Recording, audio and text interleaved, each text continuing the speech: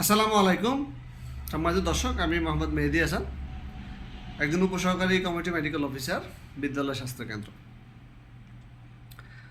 আজকে আমরা সুন্নতে খতনা করানোর পূর্বে বা সুন্নতে খতনার কোন পদ্ধতিটা আপনার বাচ্চার জন্য সঠিক বা অ্যাপ্রোপ্রিয়েট হবে, এই বিষয়টা নিয়ে আমরা কথা বলবো।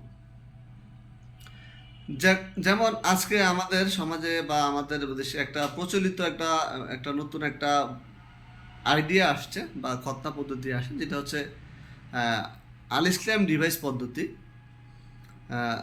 যদিও এটা বাংলাদেশের যারা সার্জন আছেন, ওনারা এই পদ্ধতিটা ওইভাবে প্রেফার করেন না। যদিও এই খতনা পদ্ধতিটা, এই ডিভাইসের মাধ্যমে খতনা পদ্ধতিটা বাংলাদেশে বর্তমানে খুবই পপুলার এবং জনপ্রিয় হয়ে উঠেছে দিন দিন। এটার বিশেষ সুবিধা হচ্ছে এটার মাধ্যমে আপনারা খতনা করলে ব্লিডিং হয় না, রক্তপাত হয় না, সুই সুতা সেলাইয়ের ঝামেলা নাই, ড্রেসিং চেঞ্জ করার ঝামেলা নাই। খতনা পরবর্তীতে আপনার কমপ্লিকেশনের ঝামেলা কম এবং হিলিং প্রসেসটা দ্রুত হয়। তো সার্বিকভাবে একটা পেশেন্টের জন্য, ছোট হোক, বাচ্চা হোক কিংবা প্রতিবন্ধী হোক, এই পদ্ধতিটা খুবই কনভিনিয়েন্ট। তো বর্তমানে এইটা আসলে অনেক অপেশাদার লোকজন একদিনের ট্রেনিং করে আসে, একটা দুইটা কেস দেখে আসে, এইটা নিয়ে সার্কামশনগুলো করতেছেন, এবং যার কারণে তারা অনেক ক্লিনিক্যাল বা প্র্যাকটিক্যাল নলেজের অভাবের কারণে কিন্তু এটার মাধ্যমে খতনা করতে গিয়ে অনেক ধরনের বাধা বিপত্তি এবং কমপ্লিকেশন ঘটাচ্ছেন, এবং এই ডিভাইসের যেই সুবিধা থেকে একজন পেশেন্টকে বঞ্চিত করছেন। তো এটার পদ্ধতি নিয়ে আমরা কথা বলবো না, কিন্তু এটার সিলেকশনটা নিয়ে আজকে আমরা কথা বলবো।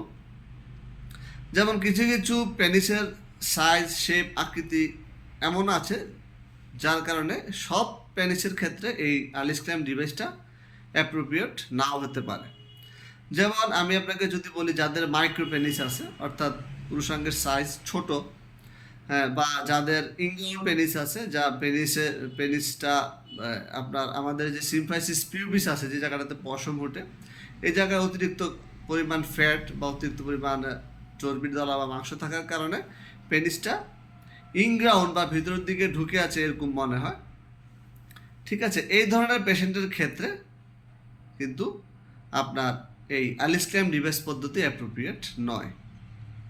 কারণ এতে করে হবে, যেটা সমস্যা হবে সেটা হচ্ছে আপনি কতটুকু পরিমাণ স্কিন আপনি নেবেন, সেটা নির্ধারণে অনেক সময় জটিলতা ফেস করতে হয়। তো যেহেতু ইনগ্রাউন্ড পেনিসগুলা বা মাইক্রো পেনিসগুলা স্বাভাবিকভাবে ছোট থাকে, ভিতরের দিকে ঢুকে থাকে এরকম মনে হয়, তো সেক্ষেত্রে কিন্তু আপনাকে অন্য পদ্ধতি নির্ধারণ করতে হবে। যেহেতু অ্যালিসক্ল্যাম ডিভাইস পদ্ধতিটা কিছুটা ব্লাইন্ড প্রসেস, অর্থাৎ আপনাকে অনুমান নির্ভর হয়ে আপনাকে স্কিনটা রিমুভ করতে হবে। তো সেক্ষেত্রে আপনার যদি কোথাও সামান্যতম ভুল হয়ে যায়, তবে সেক্ষেত্রে কিন্তু বাচ্চা বা পেশেন্টের জন্য একটা ইরিভার্সিবল ক্ষতি হয়ে যায়। অনেক সময় দেখা যায় যে আপনার দ্বিতীয়বার সুন্নতে খতনা করার প্রয়োজনীয়তা দেখা দিতে পারে। তো এই ধরনের পেনিসগুলোর ক্ষেত্রে, বা যারা ওবেস বাচ্চা আছেন, ওবেসিটি বেশি বা ওয়েট গেইন করে আছে, এই ধরনের বাচ্চাদের ক্ষেত্রে অনেক সময় পেনিসগুলো ইনগ্রাউন্ড হয় বা মাইক্রো পেনিস হয়। তো তাদের ক্ষেত্রে কিন্তু আপনাকে অবশ্যই এই আলিসক্ল্যাম ডিভাইস পদ্ধতি সিলেকশন তাদের জন্য অ্যাপ্রোপ্রিয়েট হবে না। তাদের জন্য আপনি কনভেনশনাল যে গুলেটিন মেথড অথবা যে ডিসেকশন মেথড আছে, সেই মেথডে আপনাকে সার্কামসিশন করতে হবে। এতে করে আপনি তার জন্য সঠিক পরিমাণ চামড়া স্কিন দিয়ে আপনি যতটুকু প্রয়োজন অতটুকু আপনি অ্যাপ্রোপ্রিয়েটলি রিমুভ করতে পারবেন, এবং তার পেনিসের সাইজটা, শেপটা, আকৃতিটা সুন্দর আসবে। ঠিক আছে।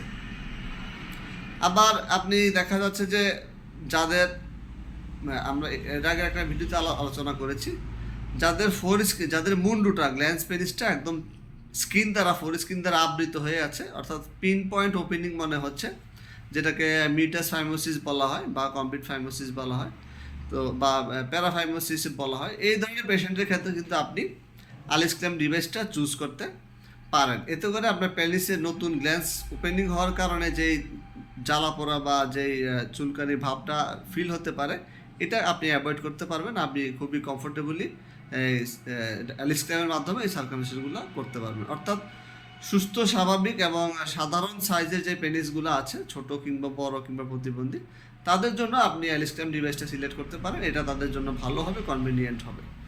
আর যাদের আমরা বললাম যে ইনগ্রাউন্ড পেনিস বা মাইক্রো পেনিস, বা যাদের সিম্পাইসিস পিউবিসিস অতিরিক্ত পরিমাণ ফ্যাট বা চর্বি তলার কারণে পেনিসের আকৃতিটা, লেন্থটা, সাইজটা, শেপটা বোঝা যাচ্ছে না, এই ধরনের কনফিউশন কেসগুলোর ক্ষেত্রে অবশ্যই আপনারা গুলেটিন মেথড অথবা ডিসেকশন মেথড সিলেকশন করে এই অনুযায়ী আপনারা খতনাটা করবেন। তাতে করে আপনার বাচ্চাদের ভবিষ্যৎ প্রজন্মের স্বাস্থ্য নিরাপদ থাকবে, সুরক্ষিত থাকবে, ভবিষ্যতে দাম্পত্য জীবন সে সুখী সমৃদ্ধ লাইফ লিড করতে পারবে। তো অ্যালিস্ট্যাম ডিভাইস বা সার্কামসিশন করার ক্ষেত্রে এই বিষয়গুলো অবশ্যই আপনারা মাথায় রাখবেন, যেহেতু এটা দেখতে খুবই সুবিধাজনক। সকল পেশেন্টদের জন্য দেখা যায় যে 70-80% কেস ক্ষেত্রে এটা খুবই কনভিনিয়েন্ট হয়, তবে কিছু কিছু টার্মস অ্যান্ড কন্ডিশনের ক্ষেত্রে সেটা অ্যাপ্রোপ্রিয়েট নাও হতে পারে। তো এই বিষয়টা মাথায় রেখে আপনারা অবশ্যই সার্কামসিশনগুলো করবেন। তো আজকের মতো আমরা ভিডিওটা আর বেশি বাড়াচ্ছি না। আপনাদের যদি আরও বিশেষ কোনো প্রশ্ন থাকে অবশ্যই কমেন্টস বক্সে লিখবেন, আরও জানতে চাই, সেক্ষেত্রে আমরা ব্যক্তিগতভাবে আপনাকে আপনার প্রশ্নের উত্তর করে দেওয়ার চেষ্টা করব। আর আমাদের এখানে যিনি সার্কামসিশনগুলো করেন ডিভাইস, উনি একজন রেজিস্টার্ড MBBS ডক্টর। উনি দীর্ঘদিন ধরে অ্যালিস্ট্যাম ডিভাইস বা স্টেপলার ডিভাইস বা যে কসমেটিক মেথডের উপর ওনার বিশেষ প্রশিক্ষণ আছে এবং উনি খুবই দক্ষ এবং অভিজ্ঞ। আপনারা যারা খতনা রিলেটেড, ছোটো হোক, প্রতিবন্ধী হোক বা বড় হোক, খতনা রিলেটেড সমস্যায় ভুগছেন, অবশ্যই আপনারা সরাসরি এসে আমাদের সাথে কনসালটেশন নিতে পারবেন। তো আজকের মতো আপনাদের সকলের সুস্বাস্থ্য দীর্ঘায়ু কামনা করে এখানে শেষ করছি। সবাই ভালো থাকবেন। আসসালামু আলাইকুম ওয়া রাহমাতুল্লাহি ওয়া বারাকাতুহু।